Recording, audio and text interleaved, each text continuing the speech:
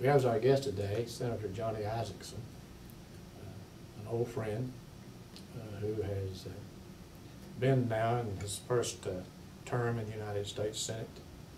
And Senator Isakson, one of the goals we have for our program is to reflect upon Georgia politics, and particularly on the lives of those who are our guests. So my first question is always this: who is Johnny Isakson? Well, you want me to start at the beginning? In the very beginning. Well, I'm a rare breed. I'm a native Georgian. There are not that many of us anymore, but I was born here right at the end of World War II. To a great mom and dad. In fact, I guess my political interest grew out of my father's deep support of Herman Talmadge. And I still remember in my early years doing fish fries at the Atlanta Waterworks for Herman Talmadge, and my dad was one of the principal sponsors of that. I'd do cleaning up, and I'd put up directional signs and all the other typical type stuff. So I grew up in a family that was not political as in being elected officials, but was very engaged in the political process. Went to the University of Georgia, and my best friends became Pierre Howard and Alex Crumley. Pierre later became Lieutenant Governor of Georgia, Alex Crumley later a distinguished state senator, and then Superior Court judge, and then candidate for the Supreme Court, although he lost that election. And the three of us, almost every weeknight, would, after studying or partying, a little of both, would go to the Key to America Motel and eat pecan pie and drink coffee and talk about politics. And of course, John Kennedy had energized us. He was the president in those early 60s years, and he was young, energetic. I've always told people that the presidents I admired most were John Kennedy and Ronald Reagan, and if you studied the two, although from the different parties, one a Democrat, one a Republican, they had exactly the same agenda. They both cut taxes. They both were hawks on defense. The president took on the Cubans, and Reagan took on the Russians. And then they both were strong on economics and economic development, and both of them could do what is essential for a great politician to be able to do. They could stand up in front of a group of people who totally disagreed with them and make a speech, and by the time it was over, they'd have everybody in the room on their feet clapping. They could move folks. So as it happened, after Diane and I married in 1968, in 1972 I got involved in some local community affairs. The next thing I know, in 1974, some people convinced me to run as a Republican for the county commission in Cobb County. There were only 2 Republicans in Cobb County at that time, at least 2 in elected office, and weren't but 2 or 3 more who would admit to being one, to tell you the truth. Most everybody was Democrat, and I ran a race and lost, but it was a very close race, and 2 years later, everybody said, well, Johnny, you ought to run one more time. Don't waste the name recognition you built up. So I got permission from Diane, because it needs to be a partnership when you do something like political service and public service. And I ran for the legislature in 1976, and I was the only Republican in Georgia to defeat a Democratic incumbent for any office.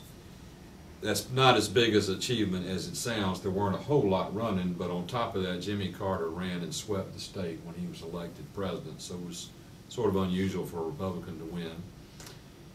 6 years later, I ran for minority leader when Herb Jones retired and was elected Republican leader. We had grown from 19 to 23 in 1983, and then I left, didn't retire, but I ran for governor in 1990. After Joe Frank Harris's term was up. Ran the Republican primary, had 3 opponents. Zell Miller, Roy Barnes, and Andy Young ran the Democratic primary. And as fate would have it, I won the Republican primary, Zell Miller won the Democratic primary, and then I got a great lesson in political humility. And it was a good race, and it was close, gets closer every year goes by, and I tell my grandchildren about it, but it's still, the results were the same, and out of the race, 2 great things happened. One is that I made a friend for life in Zell Miller, and gained a lot of respect for him. And secondly, I realized that I still had an interest in public life, so I went back to in '92, they created a new Senate seat after reapportionment in the state Senate. I'd served 14 years in the House, so I ran for the Senate, was elected. Sam Nunn, 3 years later, announced his retirement from the Senate, and I said, well, I got one more statewide race in me. I ran the Republican primary and lost in a runoff, and pretty much figured I was through with public service. I had a real estate company. We were successful, and I was enjoying running it.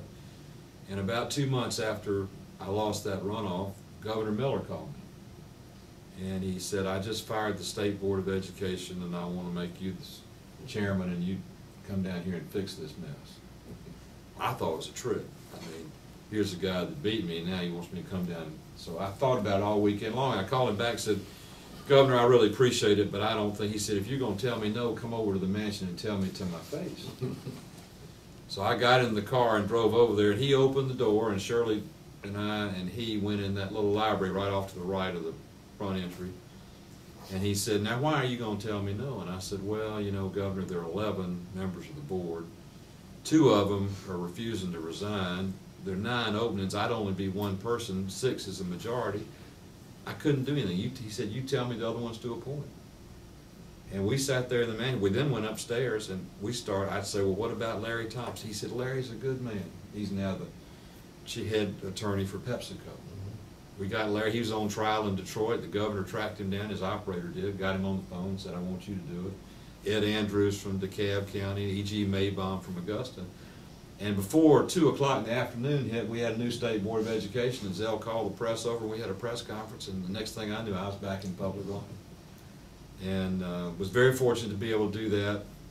1998, Newt Gingrich decided to resign as Speaker of the House and Congressman from Georgia, and a lot of my friends encouraged me to do that, and I said, well, I'm 55, I might not get another chance like this, I'll run. So I did and was elected and enjoyed myself, and then lo and behold, Paul Coverdell passed away.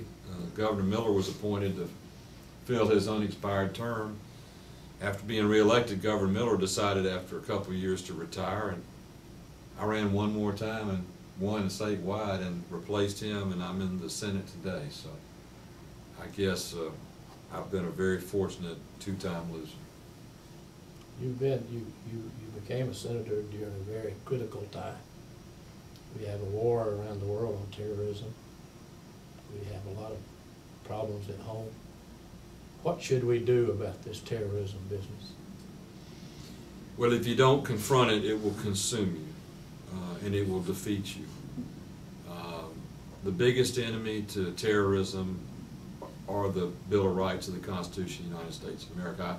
I tell people, you know, it's the First Amendment, the right to speak out, that fundamentalists hate. The right to bear arms, they don't want you to be able to defend yourself. The right to worship as you choose, they want you to worship one way and one religion and one factor the way they want you. You go through the Bill of Rights of the Constitution of the United States of America, and you'll find that radical Islamic terrorists, or terrorism in general, is the antithesis of everything that the first 10 amendments of the Constitution stand for. And if America doesn't fight to defend that, then there will be no America. And so I've said in speeches on the floor of the Senate, I'm now 62 years old. The rest of my life is about my grandchildren and my children. And I want them to grow up in a world and a country that is as prosperous and as safe as America was when the years that I grew up. You know, we live on the shoulders of those who fought Nazis and defeated them in World War II. We live on the shoulders of the brave men and women in the Cold War who finally brought the Berlin Wall down. And today, first it was fascism, then it was the Berlin Wall, now it's terrorism. It's this generation's call to action, and we have to defeat it, or else everything that we love and cherish will quickly go away. I don't want to get too far off the subject, but I would like for you, if you will, to tell us about your children and grandchildren. Well, first of all, I want to tell you about my wife, without whom there wouldn't be any of the others. I was real fortunate. I met Diane in 1967, and we dated about 6 or 7 months. I asked her to marry me, and 7 months later, I married her the weekend after she graduated from Georgia. She's a wonderful lady. We'll be married 39 years this June. We have 3 great children, John, Julie, and Kevin. And we have 6 grandchildren, and in 30 days our 7th will be born. So we're very fortunate. They all live in Georgia and all live really in the metropolitan Atlanta area. And there I'm just very blessed, because anybody that's in public life for 30 years, which I now have been, doesn't do that without a supporting family and a loving wife. Getting back to Iraq, you have constantly supported the President's approach and his plans and his funding. There's a lot of opposition to that, as you know, around the country. Do you think there will be a time when we should really withdraw? Well, I am a consummate optimist, and when you're fighting to win, you don't contemplate withdrawing. And let me further answer the question by saying this. I'm on the Foreign Relations Committee. We had 28 hours of testimony earlier this year from 14 different experts about whether we should withdraw or whether we should surge. On the question of surging, there were differences of opinion. Some said you should, some said you shouldn't. But on the question of withdrawing, every expert said if the United States withdraws or redeploys, there will be hundreds of thousands of innocent deaths, if not millions, and the world will become unstable. So if that's the result of a withdrawal, given the sectarian violence in the region, then we must stay the course. And we also must be victorious, and I think we are this close. Now, how much that is 2 inches on this camera, but it could be a chasm in reality. But the fact of the matter is, we're seeing some signs of improvement in Baghdad. We've seen significant improvement in Anbar province. The mullahs have turned on Al-Qaeda and the terrorists in Anbar province. The Assembly is about to contemplate a hydrocarbon transaction, and Iraq will become the first nation in the Middle East that is oil rich, that will actually be sharing its wealth with its people, and that will go a long way toward making people think twice about sectarian violence. And in the end, it's important that we leave the governance of the security of Iraq to the Iraqi people. And we're close to having the Iraqi military at a state where hopefully they can do that. But these are difficult times. I was alive in World War II, but I was an infant. But there were times in World War II that were very difficult. I've read some of Churchill's speeches recently in the darkest days of the Blitzkrieg in England. But people that were as strong-willed and passionate as he was, who didn't go the route of Neville Chamberlain, were ultimately the reason that England survived, and ultimately our coalition allied powers won. We hopefully will accomplish the same thing in the war in Iraq, which is really a second battle in the ultimate war on terror. What's the third battle? The third battle could be in the United States of America if we were to withdraw. I mean, there is great evidence that the terrorists who attacked us on 9/11 would still be here attacking us again if they hadn't gone back to the Middle East to fight us there. If you go to Guantanamo Bay, which I have been to, we have prisoners in Guantanamo Bay, enemy detainees and combatants in Guantanamo Bay that we have released and caught them again on the battlefield in Iraq and brought them back. And these are Al-Qaeda-based terrorists that are out to force that radical agenda. So that's as good evidence as I can possibly find to realize the ultimate danger if we withdraw is that we invite them to come back to attack us here. How about Iran? Iran is a huge problem. They are isolating themselves. The Russians recently stopped their support. Ostensibly, they said because of a non-payment by Iraq on some of their nuclear stuff, but in fact, Russia's getting worried too. Hopefully France, which has been an enabler for Iraq, will back away. Enabler for Iran, I'm sorry, will back away.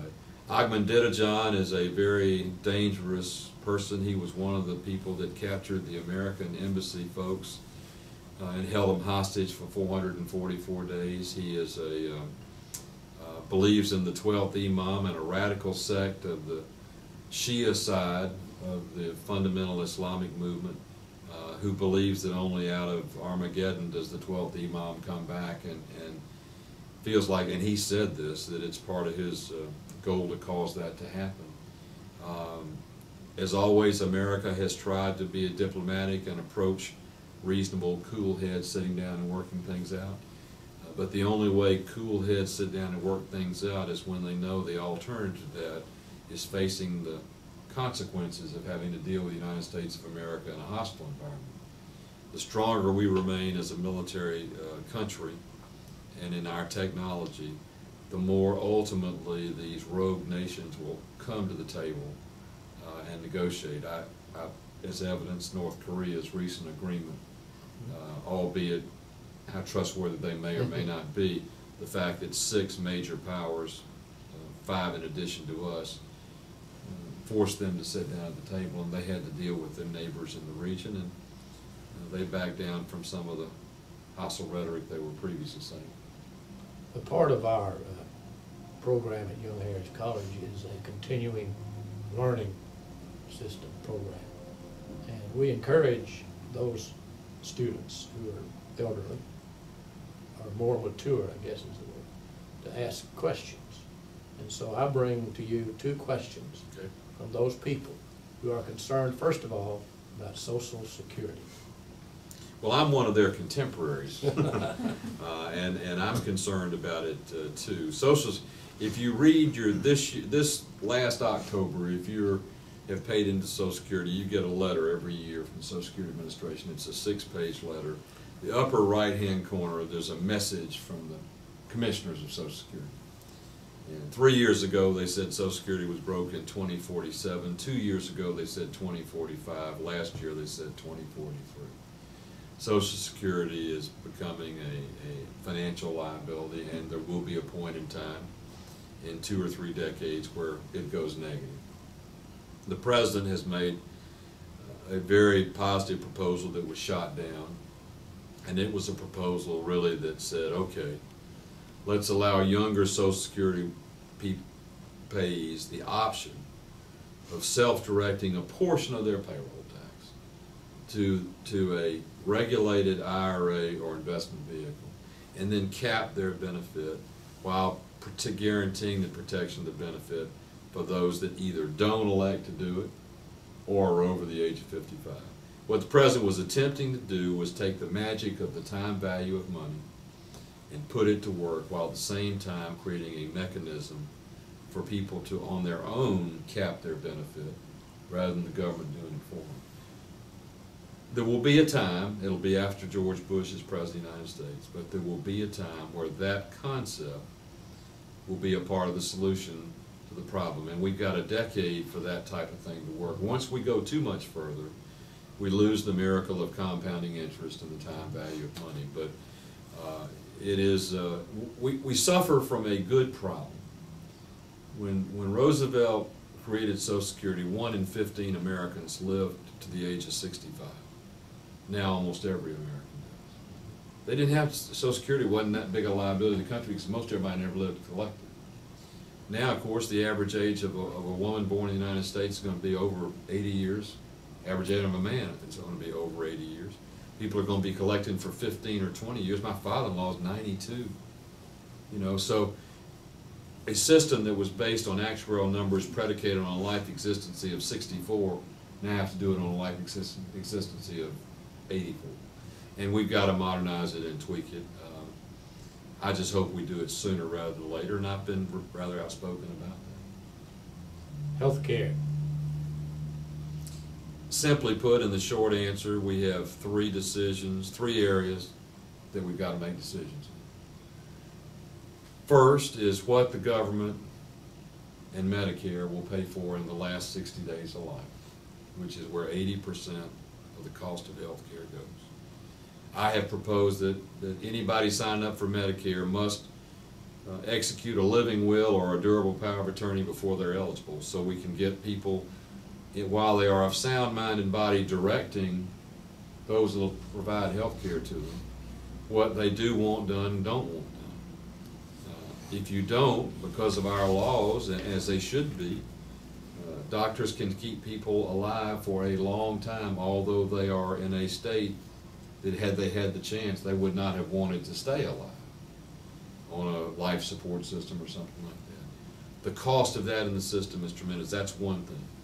Second thing, we have to ask ourselves this question: is it fair or right to ask the American taxpayers to pay for a hip transplant for Johnny Isakson when he's 92? If Johnny Isakson can pay for it, probably he ought to do that, because that's not an essential element of health care. And that speaks to the means testing question.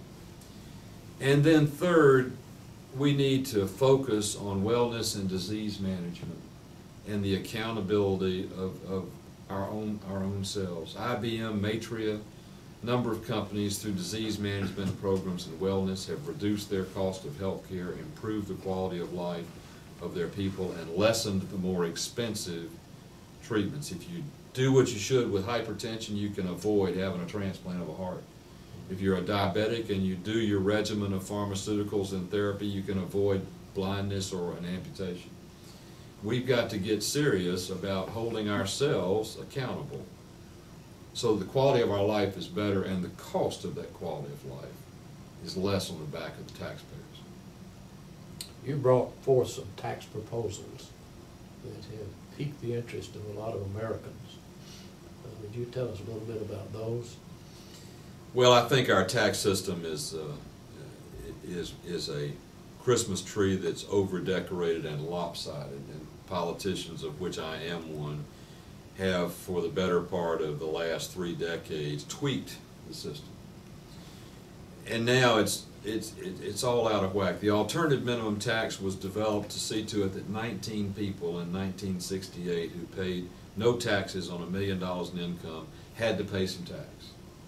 But because of the way it was written, it didn't contemplate the future. It didn't adjust it for inflation, and now a family of 4 making $50,000 who own their own house have to pay an alternative minimum tax over and above what the tax formula says.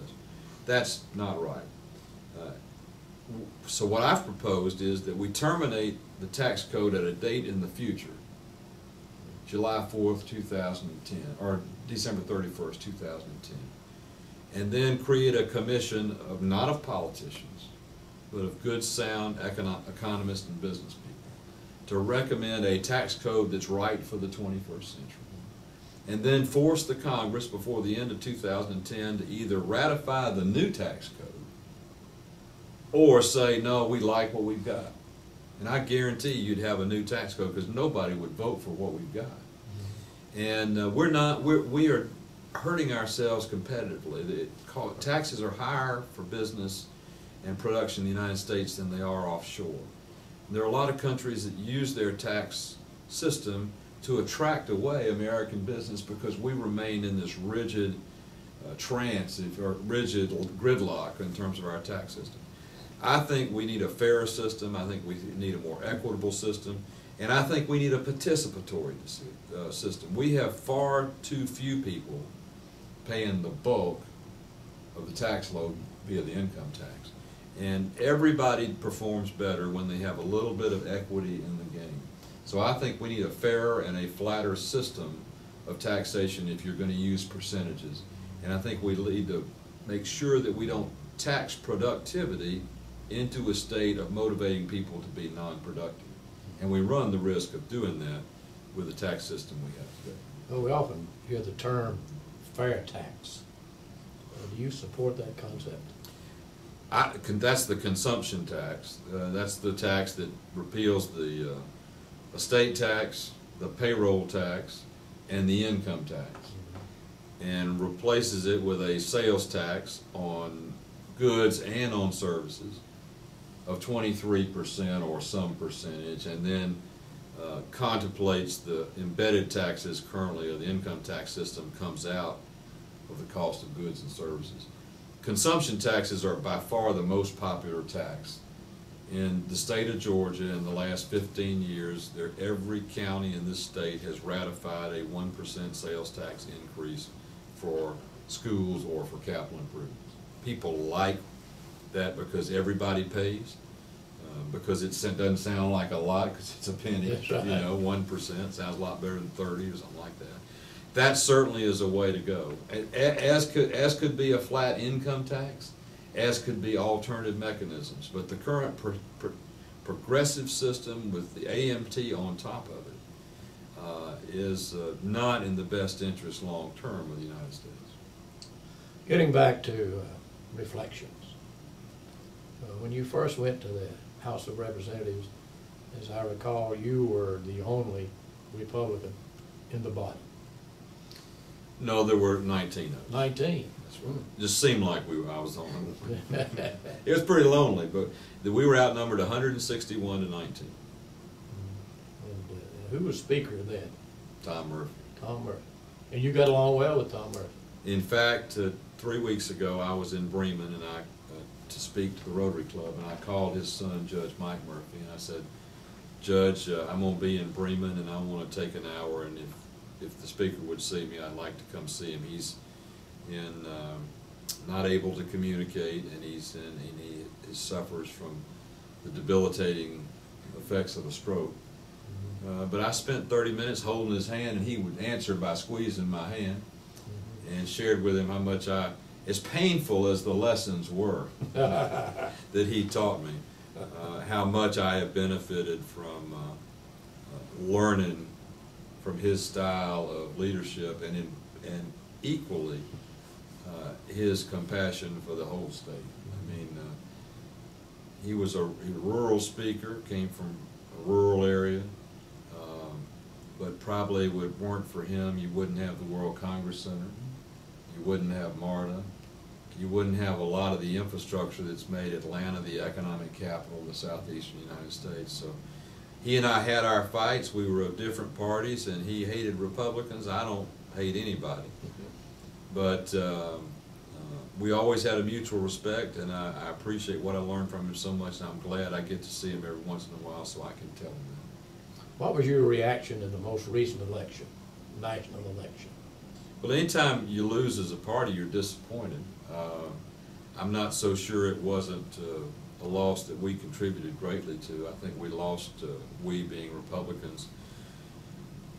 You know, when you're at war, you first of all have less than a positive climate to run, and when you add on to that some of the other issues, some of the spending ran away with in Washington, made folks mad.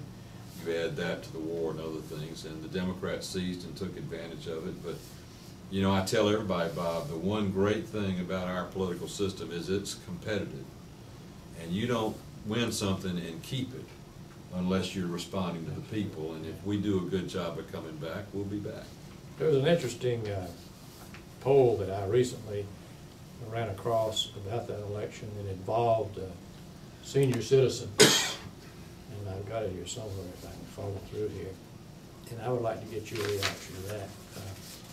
The American Association of Retired People, of course, the great big organization that represents us, had published a poll that said that 52% of the voters in the most recent national election were citizens over 55. They said that 55% of those voters voted for Democrats. 41% voted for Republicans. My own experience has been that senior citizens are a bit more conservative. Do you think it was that there's a trend there, or do you think it was just a reaction to the present situation? My guess, and I emphasize the word guess, would be it was somewhat a reaction to the current situation. And when you define current situation, I think you define current situation as the fact that Social Security had been a big debate 2 years ago. We were at war, and still are at war. Spending had gotten out of hand. And you throw those three ingredients in the mix, then I think they could contribute to seniors voting that way. There are a few other factors about seniors. Seniors are the most reliable voters. They will almost always be the largest number to turn out. I don't know the validity of the poll. I know I do very well when they break down the exit polling with senior voters.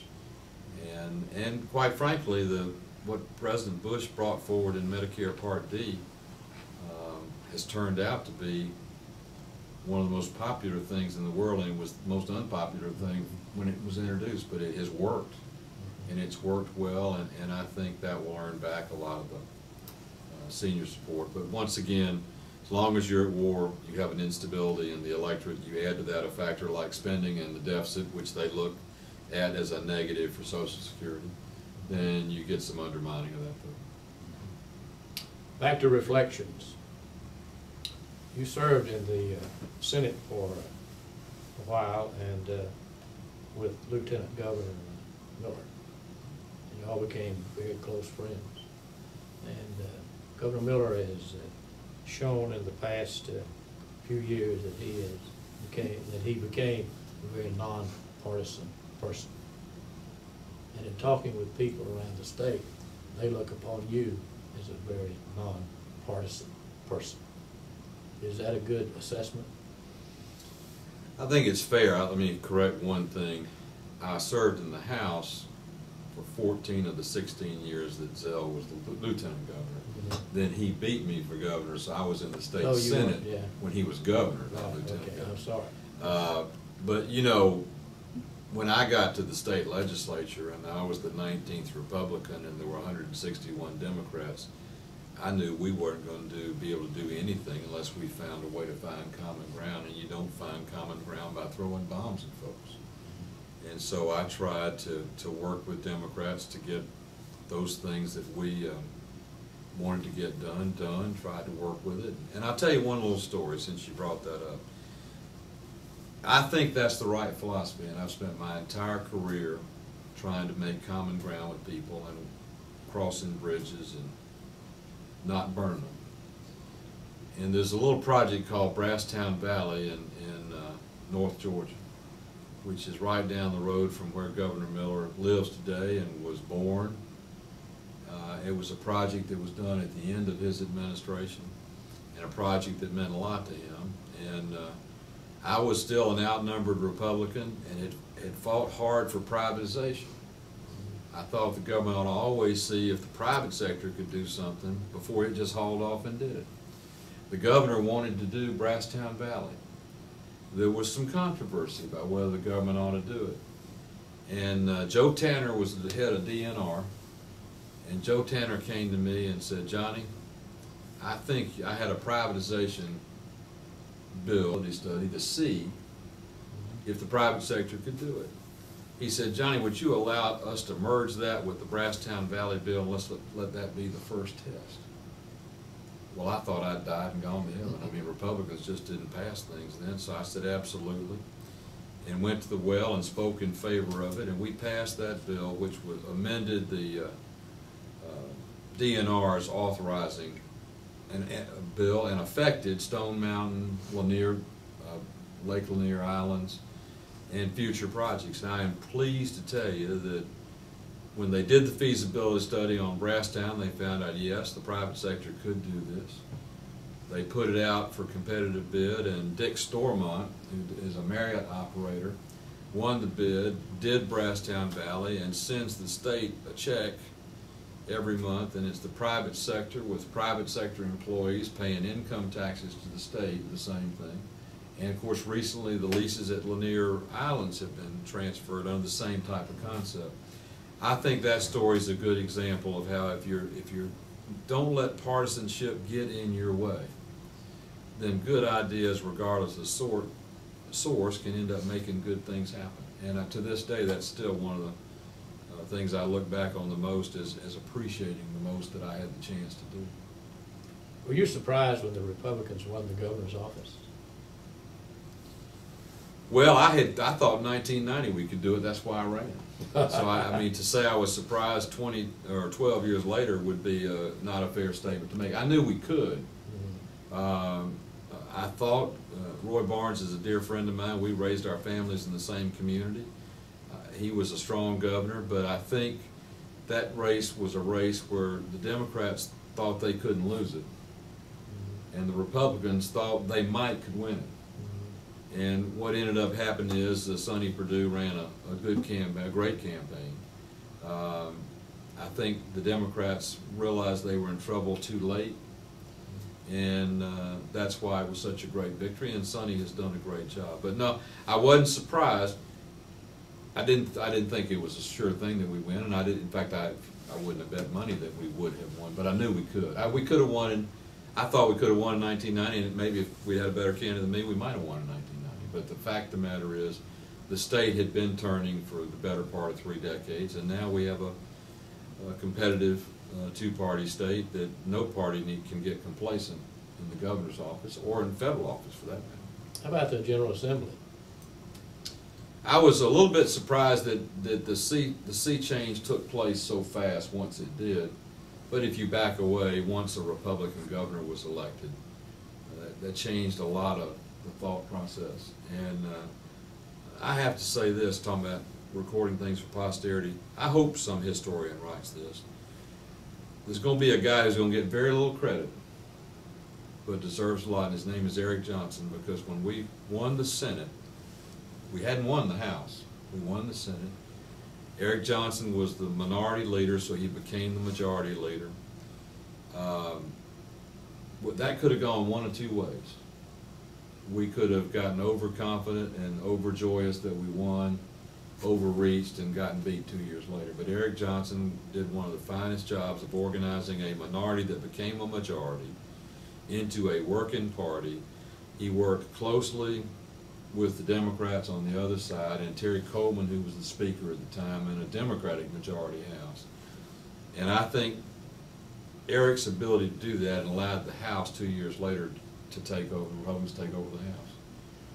And I don't know what's in his future, but I think Eric Johnson of Savannah should be looked upon as one of the key reasons why, once we got our foothold in, we took that other step 2 years later, because he was mature beyond his years and insightful beyond his years, and never relished in the... Going back to 1964, when Bo Calloway was elected to Congress, and from that point on, it seems that there was a slow movement toward the Republican Party in the state of Georgia.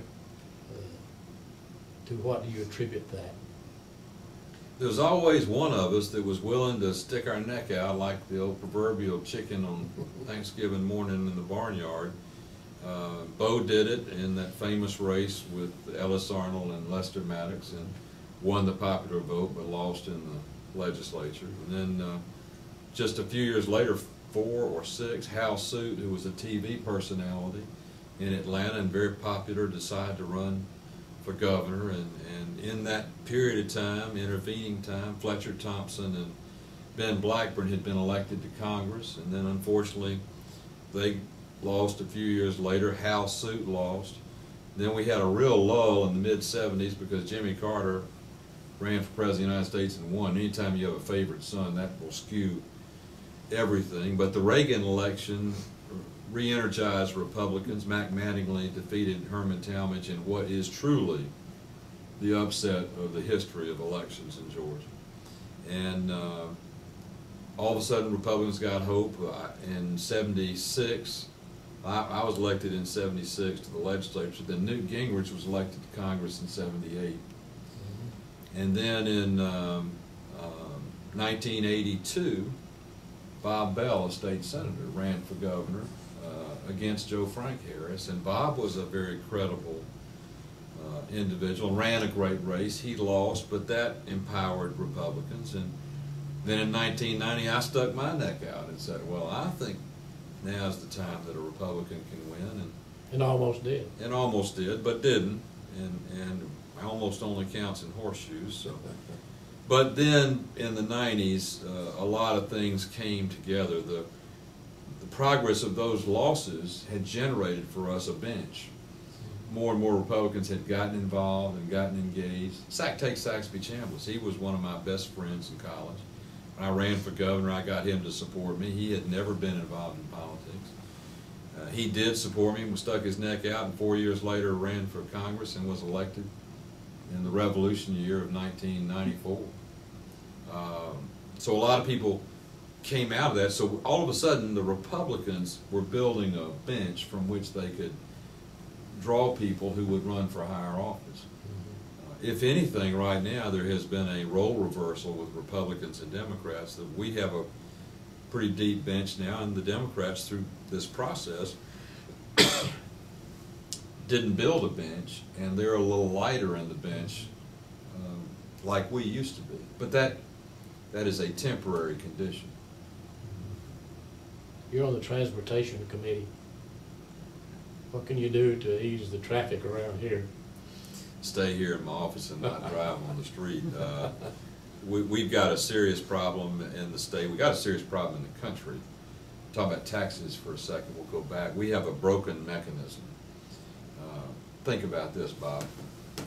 We have unbridled growth. Georgia's almost 10 million people. Atlanta's 5 million people. We are developing ethanol, renewable sources of energy, hybrid cars, which means our gas mileage is doubling. I drive a hybrid car, and I get 30 miles per gallon. I used to drive one and got 15. Our tax system for motor fuels is 7.5 cents per gallon. Not per cent, but cents. So if you double your mileage, and your tax mechanism is not a percentage, but it's a fixed amount per gallon of consumption, then you're losing 50% of your revenue. Now, 4 cents of our gas tax is a sales tax, and it is a percentage. But what has happened is petroleum now has gone to $70 a barrel. I think it's 62 on the spot market this morning. The cost of building roads has almost gone up 60%, because roads are mostly, the biggest component part of a road is petroleum. You have to drive the concrete and the asphalt out there in a truck that's run on oil, and the asphalt is predominantly oil. Pardon me, I'm sorry. So we've got to look at alternative sources of revenues to meet our demands in the future. In the urban areas, that means things like hot lanes. That means things like toll roads, where there are improvements where people can elect to use the toll because it's faster and quicker. Privatization has worked in Indiana, where roads have been privatized and the private sector has paid big money to buy a road, maintain it, and toll it over time, treat it as an annuity almost. And then we have to look at the mechanism of collection, how we collect the revenue, and how is the best way to bring it in. Roads, transportation is best financed by the users paying. That's fair. Airlines, for example, when you buy a plane ticket at Hartsfield and you fly to New York and back, you pay a $7.50 passenger facility charge on your trip up, and you pay $7.50 back. That's $15. You take the 90 million people a year that leave Atlanta and multiply that in Hartsfield and multiply that times $7.50, that is a lot of money. And that's why you have 5 runways there now. That's why you're getting ready to see the midfield terminal, and you see all the improvements. And the people that are benefiting from those improvements are the people that also financed it. That's why rail is broken. Rail is subsidized by taxpayers, not paid for by riders. And that's why that system is broken, has difficulty. But the aviation model and the surface transportation model are the best models for transportation, and the mechanism is the fairest. State legislator, chairman of the Education Committee, candidate for governor, candidate for the United States Senate. What has been the highest moment in your political career? Whoa. I guess I'm